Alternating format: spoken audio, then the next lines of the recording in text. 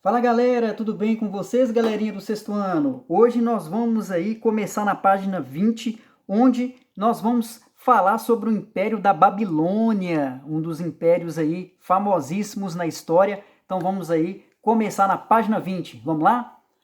O Império Babilônico teve sua origem a partir do fim do Império dos Acádios, com a invasão dos povos amoritas que fundaram a cidade da Babilônia.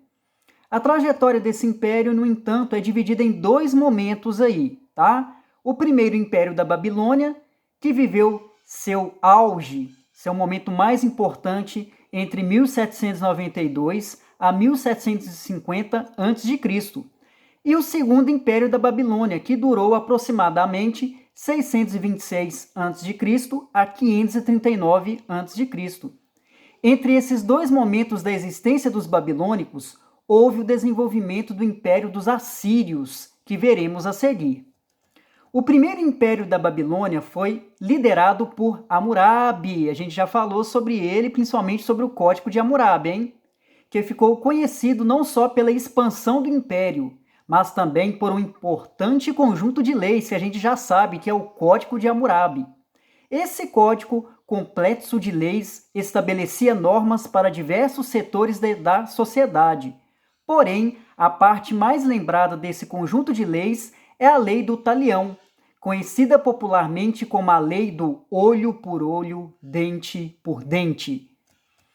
Além da construção de código, o governo de Hammurabi também ficou conhecido pelos investimentos em obras para ampliação dos canais de irrigação, para o aprimoramento da agricultura e pela unificação da língua e da religião na região do Império. Então, olha a importância aí, né, do rei Hammurabi, que governou aí o primeiro império da Babilônia, que além dele ter criado o Código de Hammurabi, que é um conjunto de leis muito severo, muito forte, porque as pessoas tinham que seguir esse código, porque quem não seguisse sofria punições sérias, né? Ele criou esse código de leis para se organizar ali o império do jeito que ele queria, tá bom?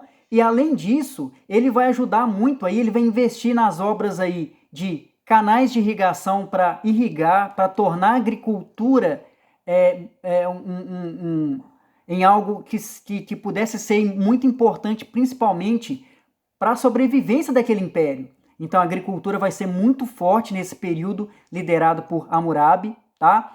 E ele vai unificar a língua. O que é unificar a língua? Ele vai tornar ali o império ali todo ali, vai falar uma língua só, tá?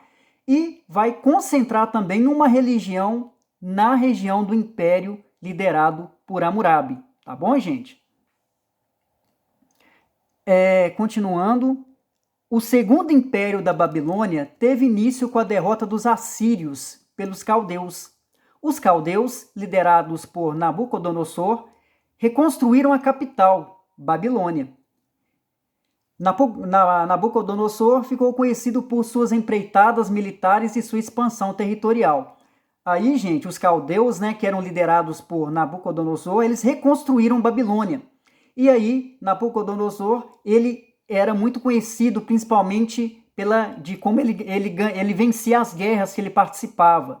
Então, a cada guerra que ele ganhava, a expansão do território dele ficava ainda maior.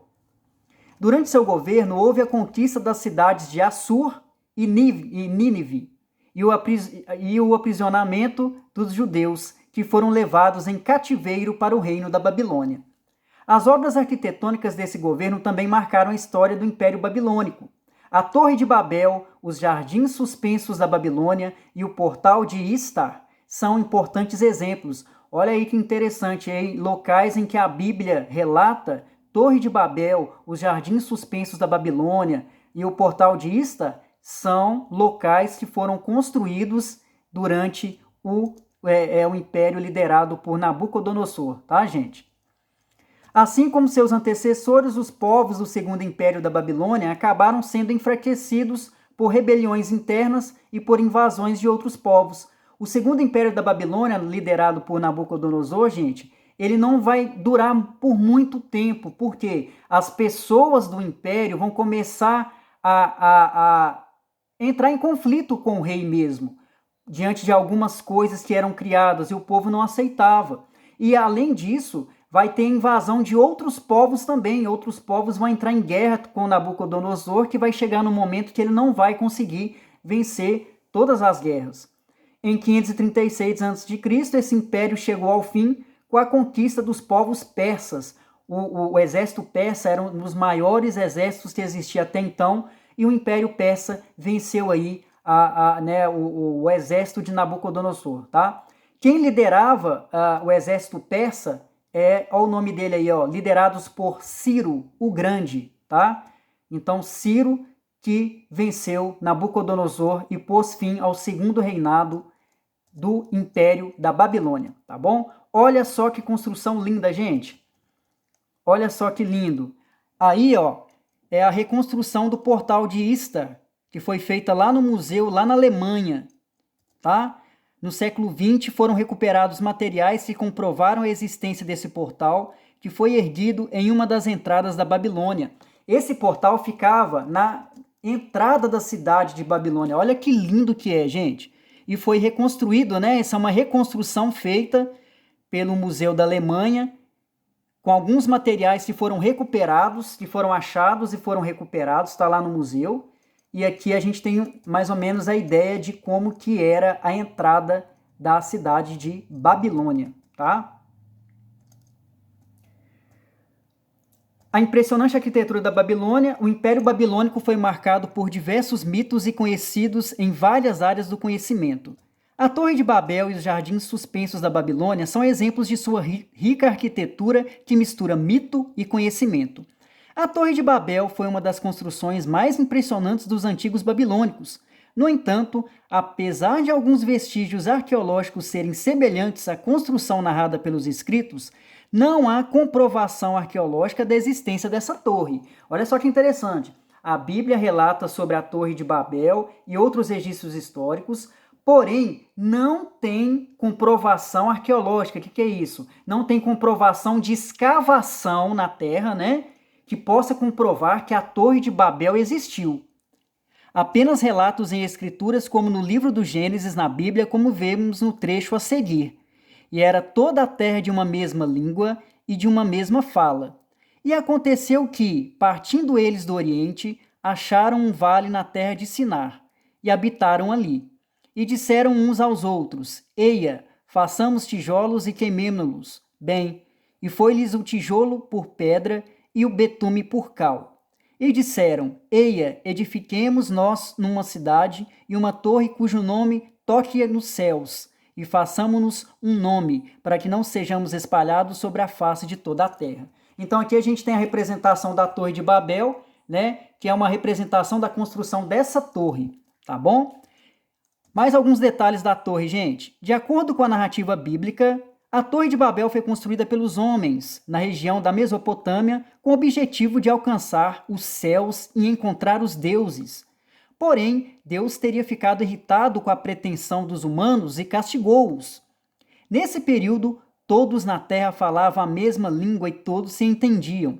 Deus, castigando a ação da construção da torre, espalhou os homens pela terra com línguas diferentes para que não pudessem mais se entender.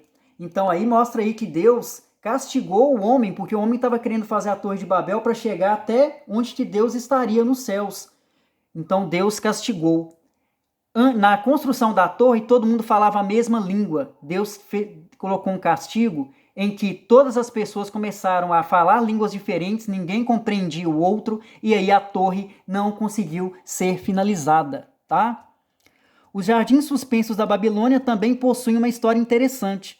Essa construção é considerada uma das 7 maravilhas do mundo antigo, porém, assim como a Torre de Babel, até hoje não foram encontrados vestígios arqueológicos que tenham comprovado sua real construção. Apenas relatos em fontes escritas dão conta de sua existência. Tá vendo, gente? Também é relatado na Bíblia os jardins suspensos da Babilônia, porém não foi encontrado nada, nenhum pedacinho da construção dos jardins suspensos da Babilônia, debaixo da terra.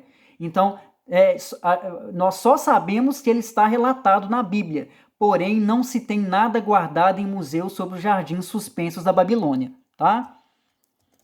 Os jardins suspensos teriam sido erguidos a mando de Nabucodonosor como um presente para uma de suas esposas.